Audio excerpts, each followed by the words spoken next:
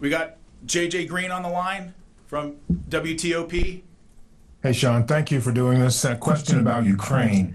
Can you assess how the U.S. military, assess the status of U.S. military aid to Ukraine and the intelligence sharing, how that's going since it was disrupted maybe a week or so ago, and then restarted?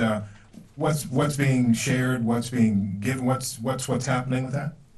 Well, I can tell you that U.S. military aid to Ukraine has been turned back on, as well as intelligence sharing with our Ukrainian partners. But I'll tell you this.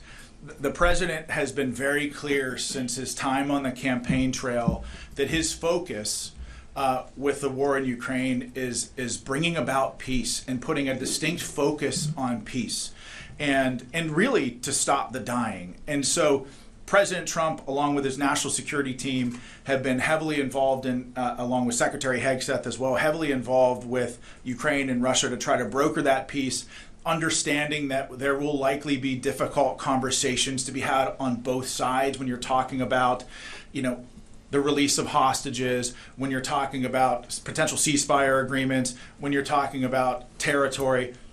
As someone who's negotiated with some tough people on the battlefield, I can tell you it's a tough, imperfect, nuanced, and complicated process.